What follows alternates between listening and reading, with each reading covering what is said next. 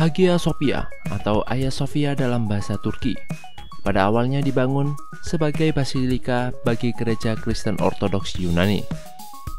Namun, fungsinya telah berubah beberapa kali sejak berabad-abad.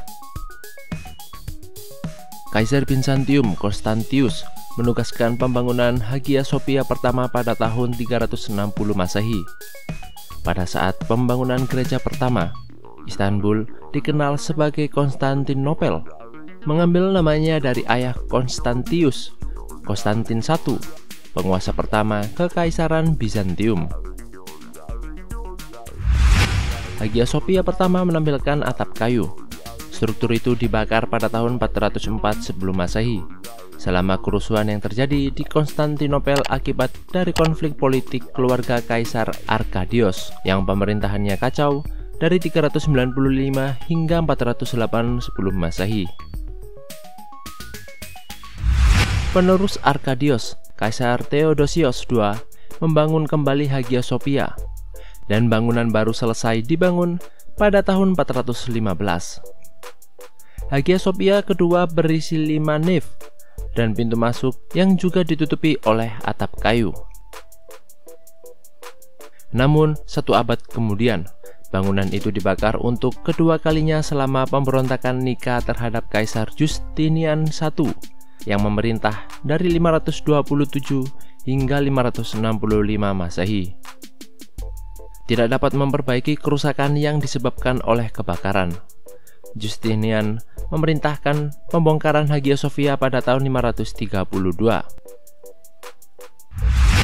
Dia menugaskan arsitek terkenal Isidoros dan Anthemios untuk membangun basilika baru. Hagia Sophia ketiga selesai pada tahun 537 Masehi dan masih berdiri sampai hari ini. Ibadah keagamaan pertama di Hagia Sophia diadakan pada tanggal 27 Desember 537 Masehi. Dari pembukaannya, Hagia Sophia yang ketiga dan terakhir memang merupakan struktur yang luar biasa. Bangunan ini menggabungkan elemen desain tradisional basilika ortodoks dengan atap kubah besar dan altar semi kubah dengan 2 beranda.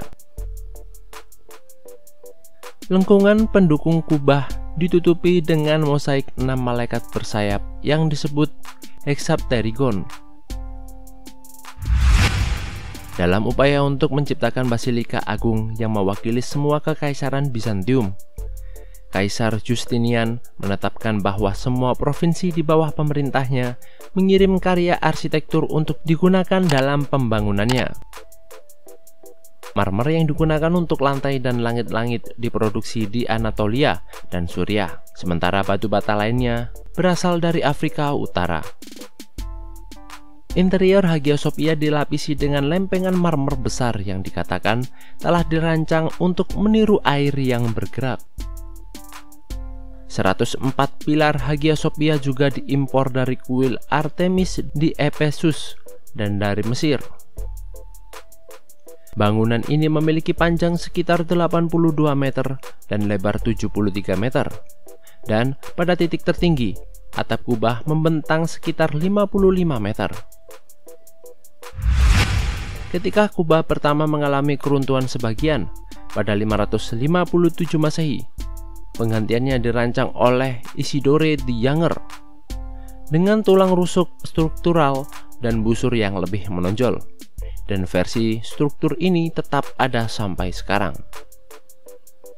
Kubah utama Hagia Sophia bersandar pada lingkaran jendela dan didukung oleh 2 semi kubah dan 2 bukaan melengkung untuk membuat nave besar. Dinding yang awalnya dilapisi dengan mosaik Bizantium rumit yang terbuat dari emas, perak, kaca, terakota, dan batu berwarna-warni menggambarkan adegan terkenal dan tokoh-tokoh dari Injil Kristen. Karena Ortodoks Yunani menjadi agama resmi Bizantium, Hagia Sophia dianggap sebagai gereja utama, dan dengan demikian menjadi tempat di mana kaisar baru dimahkotai. Upacara-upacara ini berlangsung di nave, lokasi di mana Ompalion terletak. sebuah bagian marmer bundar besar dari batu berwarna-warni dengan desain unik melingkar di lantai.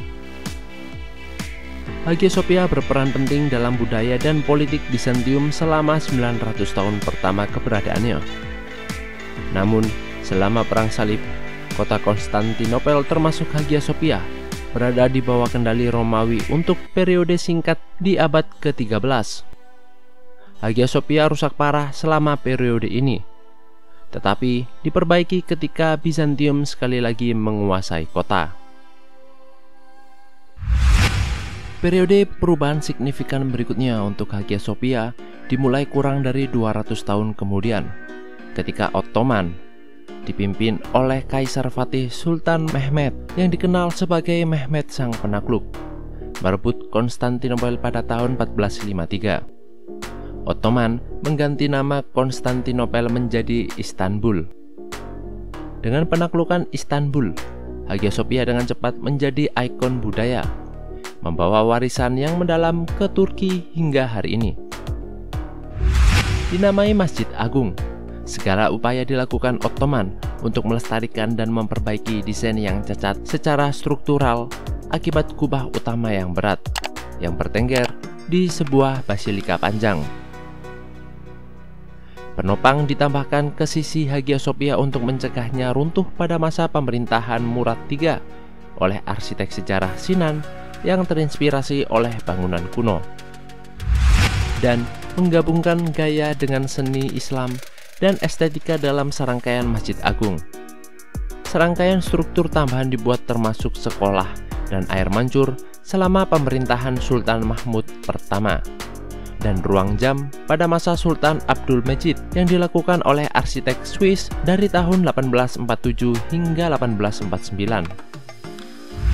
Pada tahun 2015, seorang ulama membacakan Al-Quran di dalam Hagia Sophia untuk pertama kalinya dalam 85 tahun.